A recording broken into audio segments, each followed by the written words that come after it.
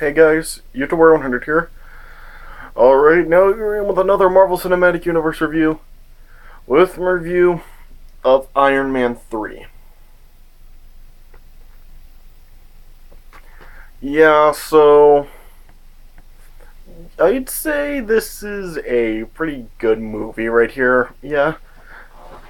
Uh, Out of the Iron Man trilogy, this one's probably in the middle, like second best, second worst. Yeah.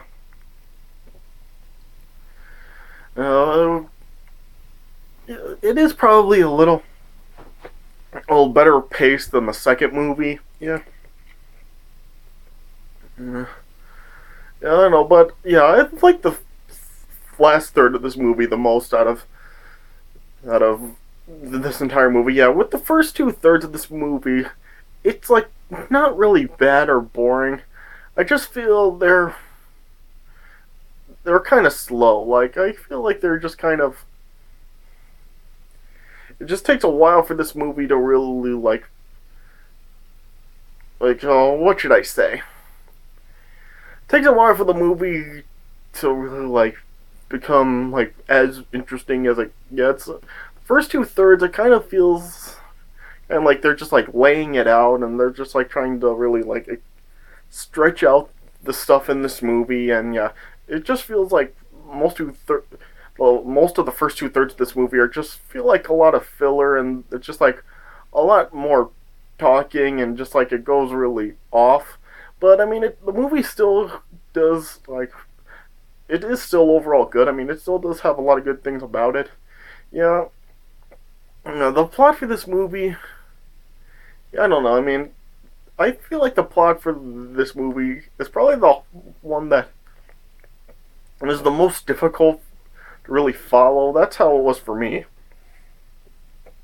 Yeah, I mean, I just feel like the plot for this movie just seems kind of complicated, and I was kind of having trouble really following this plot.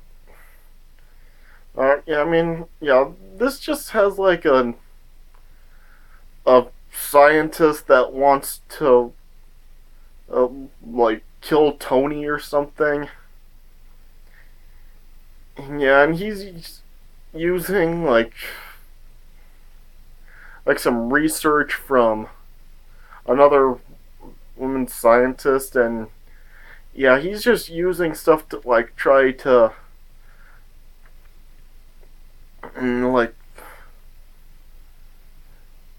yeah, I really don't know. He's just using stuff to cause bombings. Yeah, he's part of a terrorist, and he's attacking in various places, and yeah, he's using a bunch of research from another scientist to do everything that he's doing, and yeah, I don't know, just the plot for this movie was just seemed kind of complicated. Yeah, and yeah, this movie also kind of takes place during Christmas time, but yeah, Christmas isn't that big of a factor here. I mean, it's not something like Batman Returns where it was really you could tell it was taking place during Christmas, and yeah, just has a lot of Christmas surroundings to it. It's not really like that here. Or yeah, I mean, just Christmas is kind of mentioned a few times in the movie, and yeah, we see it kind of has Christmas settings with Christmas trees and stuff. But yeah, it's not really completely folk. Christmas isn't really like shown throughout the movie. Yeah, I mean, it's not really a Christmas surrounding to it. Yeah, and so yeah, and yeah, but like I said, with the last third of the movie, it really starts really becoming as great as the movie really is. Yeah, like I said, probably the right in the middle of the Iron Man trilogy. I mean, it is a good movie, I'd say, just not really a great movie. Yeah, I don't know. I'd give this movie probably 3.25 stars out of 4. Yeah, some people may think I'm kind of really underrating this movie, and some people will think it's great, but yeah, it's not really the way I feel about it. I mean, yeah, like I say, it's good, not great, just like the second Iron Man movie. Yeah, so I really, yeah, just and yeah, just I feel like some of this stuff, like I said, just kind of stretch out, and some of the stuff I feel is kind of just useless here. this, like, I feel like Harley in this movie, he's just really kind of a useless character. I really don't see why they really needed to put him in here.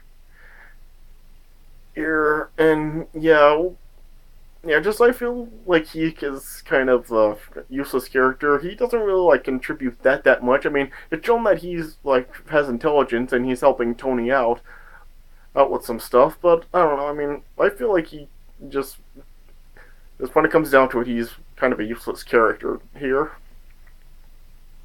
Here, yeah, and yeah, I just feel like some of the stuff in here is just kind of useless and pointless, but still an overall good movie. All right, so yeah, let me just get right into this. All right, so the movie opens up with Tony remembering a New Year's Eve party he attended in 1999 that he met a scientist, Maya Hansen, who actually invented Extremis. That's like a regenerative treatment, and that it's intended to um like have recovery from crippled injuries. Then a disabled scientist, Aldrich Killian, and is offering in Tony and Maya a place in this company, but Tony rejects the offer. Yeah, and then it cuts to years later. And it's about 6 months after the events of the Avengers. And yeah, because of what Tony experienced with the alien invasion and going through the wormhole, he's suffering from anxiety and panic attacks. And due to all of his restlessness, he's started to build multiple different more Iron Man suits, which these ones are kind of have life of their own, and they're also can be piloted by Jarvis. And because of everything that Tony's doing, it's really starting to make friction between him and Pepper. Yeah, and it's showing Tony as as they're sleeping. Tony is like having nightmares about what happened with him going through the wormhole, and and he accidentally activates one of the Iron Man suits in his sleep, but then he wakes up and stops as it was almost about to attack Pepper. And and it's showing that there are bombings that are going on throughout the city, and and this is caused by the Mandarin, as he's known. And yeah, and during the Mandarin's attack, Happy Hogan gets like real severely injured in an attack, and he ends up being put into a coma. This leads to Tony then issuing a threat on camera to the Mandarin. And then, Maya tries to warn Tony about the Mandarin attacks. That's when she comes to his home. And then, the Mandarin and then attacks Tony's home and destroys it with some helicopter guns. And Pepper is able to survive by actually powering into one of Tony's Iron Man suits, and she rescues Maya. And Tony also was able to escape the attack in one of his own Iron Man suits, which Jarvis ends up piloting over to Tennessee.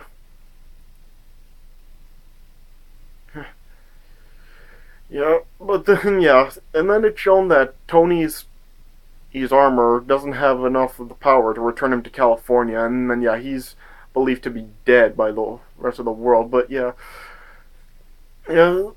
Pepper eventually does discover that Tony is still alive. And then Tony then came across Harley. And the two of them are working together to try to find out more about the Mandarin. Yeah, they're investigating like a local explosion, and that actually was caused by the Mandarin. And then yeah, Tony discovers that they're triggered by like some of the extremist soldiers, which yeah they've been subjected to extremists, and then yeah, and it's actually caused by the subjects that explosively reject the extremist treatment.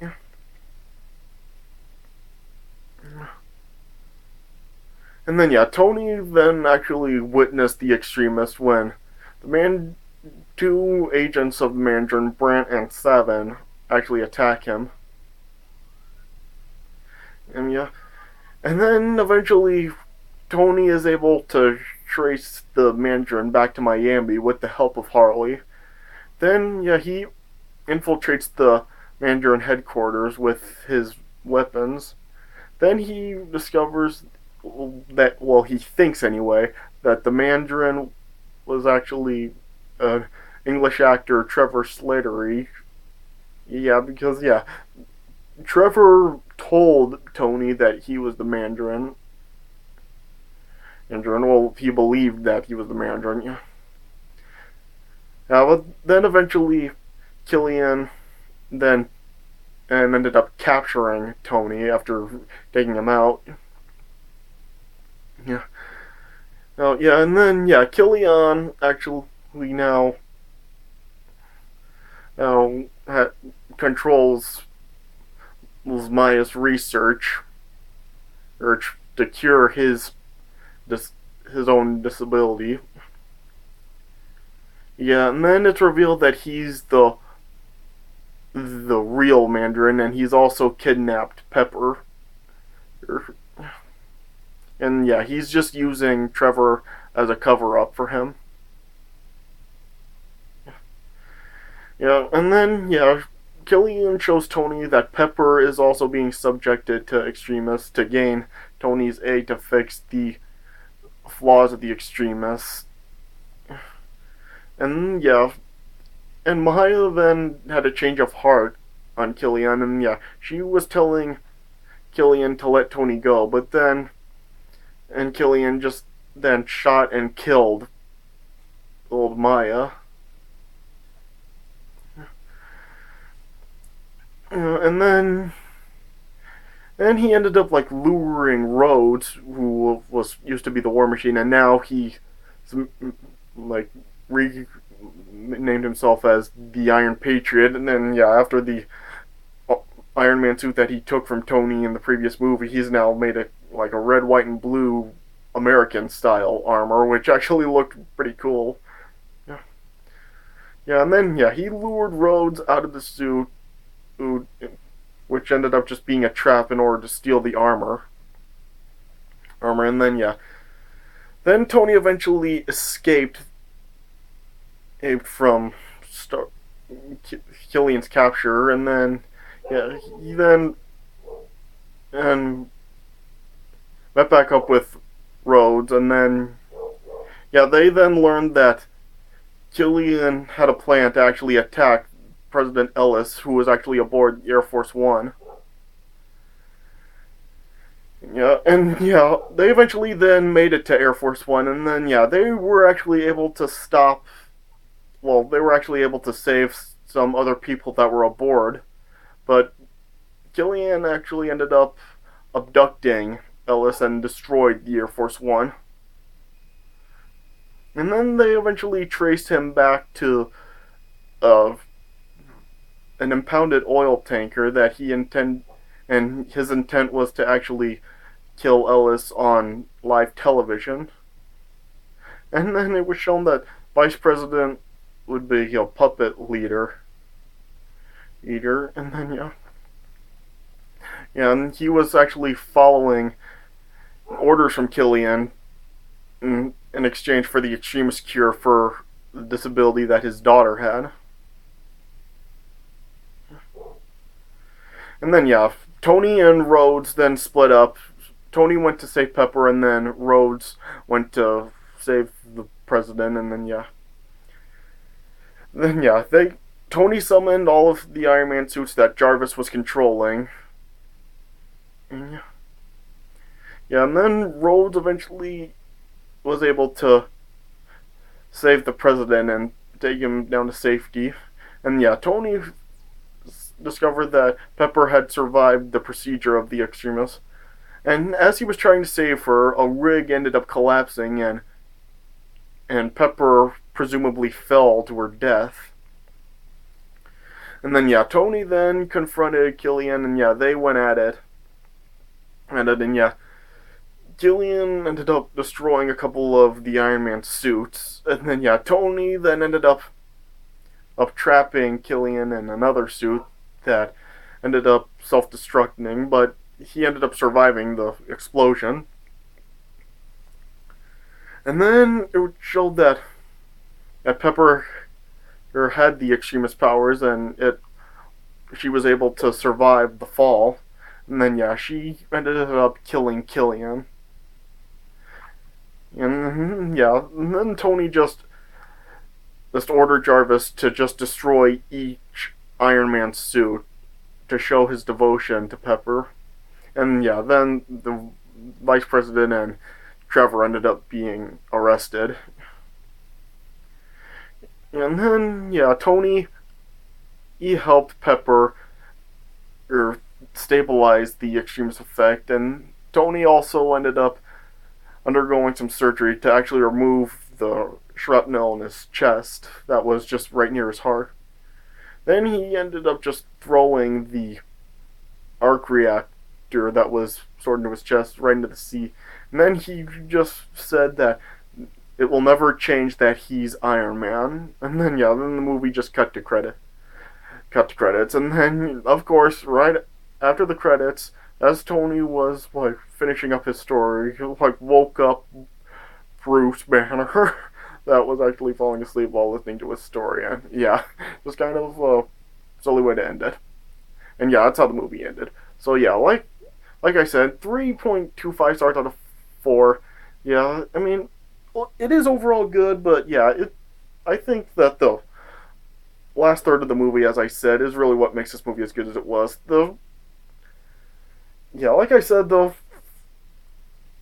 first 2/3 of the movie are kind of like not as well paced and just feel like a lot of filler is added in, but still like there's still plenty of good things in the first 2/3 also. But yeah, as I said, the last third really makes this movie as good as it is. So yeah. Alright, so yeah, that's it for my review of Iron Man 3. I hope you guys enjoyed this review. So yeah, thanks for watching, and I'll see you guys later.